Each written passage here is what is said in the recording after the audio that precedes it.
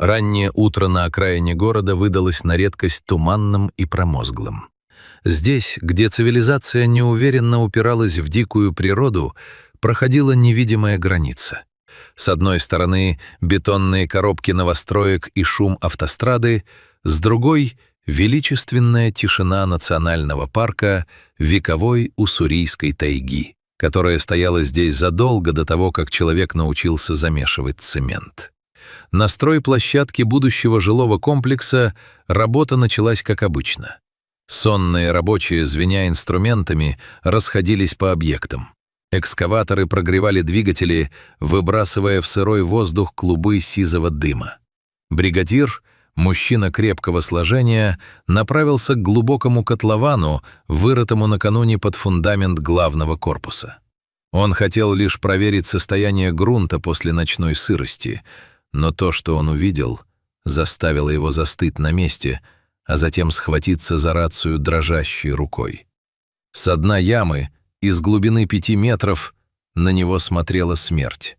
И эта смерть была прекрасна и ужасна одновременно. В ловушке оказался хозяин тайги. Огромный взрослый самец амурского тигра, истинный монарх этих земель. Как он оказался здесь? Вероятно, ночная охота завела его слишком далеко, или любопытство сыграло злую шутку.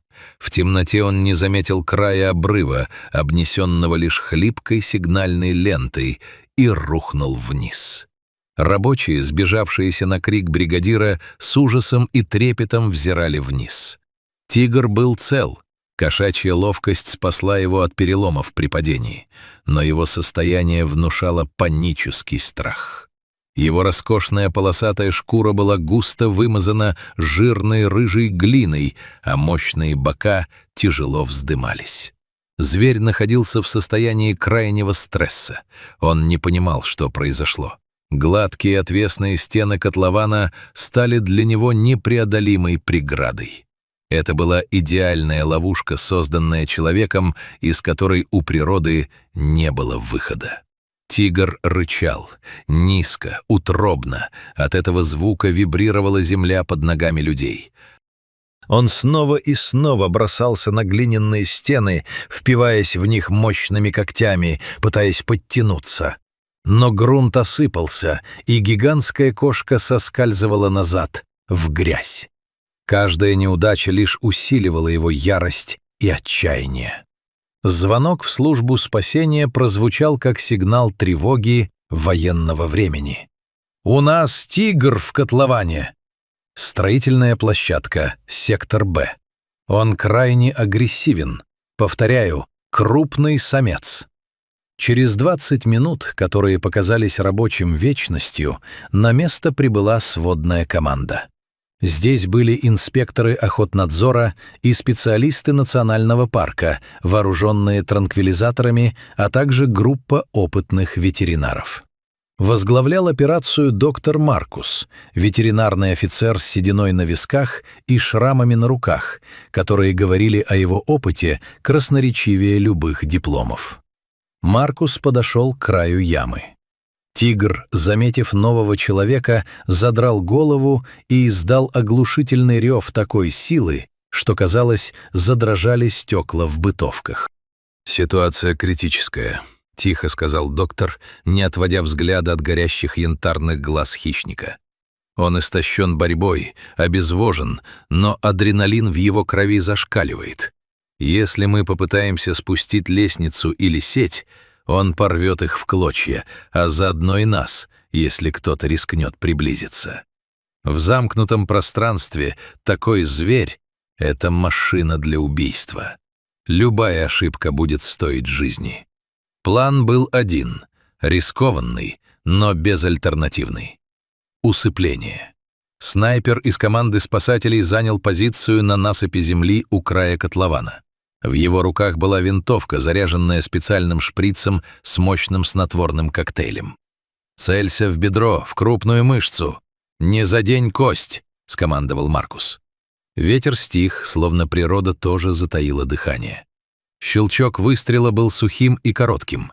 Дротик молнии метнулся вниз и вонзился в заднюю лапу тигра.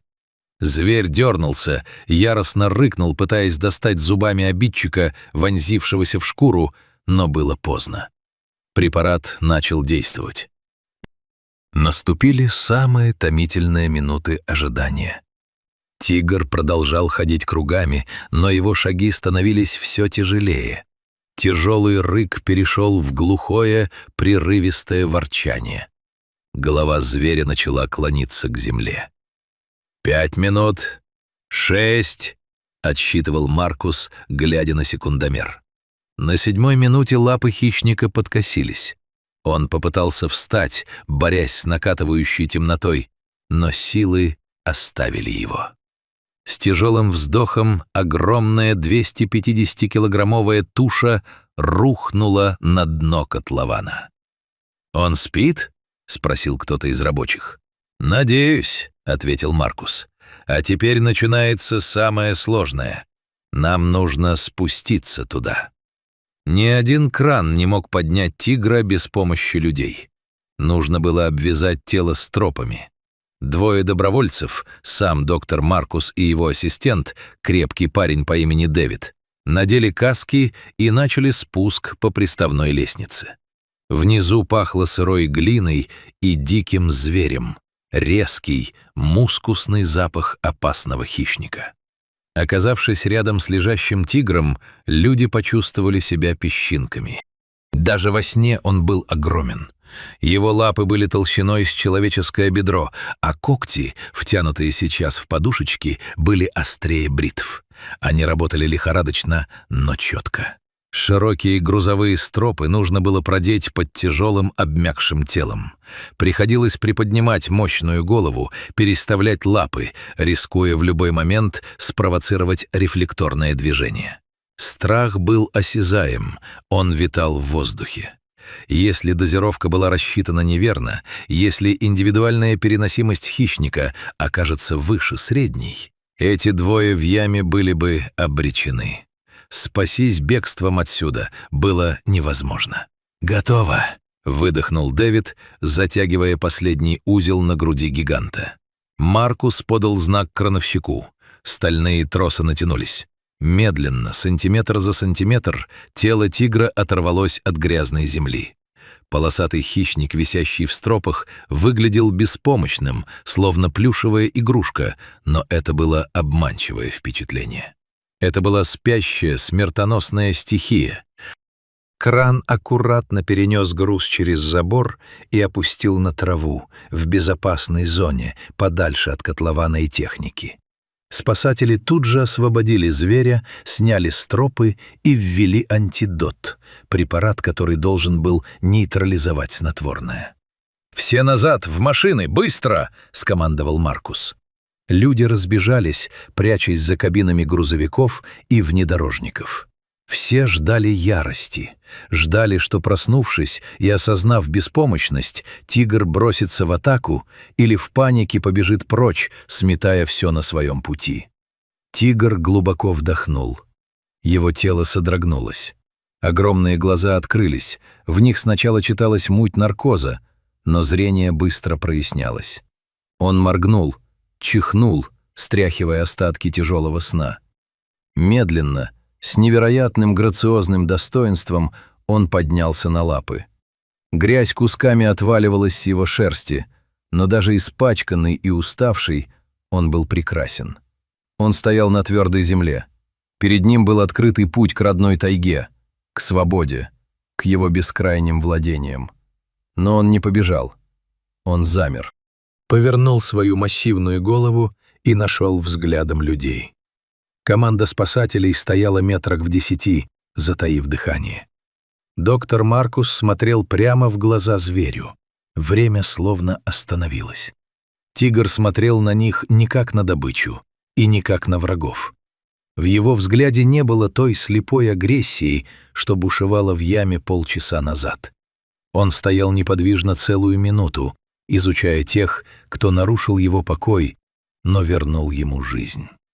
Затем произошло то, о чем эти суровые мужчины будут рассказывать своим внукам. Тигр, открыв пасть, но вместо громоподобного рыка издал тихий, вибрирующий звук, короткое фырканье, которым тигры приветствуют друг друга. Он слегка опустил голову, словно в знак признания. Жест равного к равным. Затем он медленно развернулся, дернул мощным хвостом и неспешной, величественной походкой направился в сторону густых таежных зарослей. Он ни разу не оглянулся, ему это было не нужно. Хозяева тайги не оборачиваются. Друзья, если вам понравилось это видео и эта удивительная история спасения, пожалуйста, поставьте лайк. Это поможет нам продвигать добро в массы. До скорой встречи.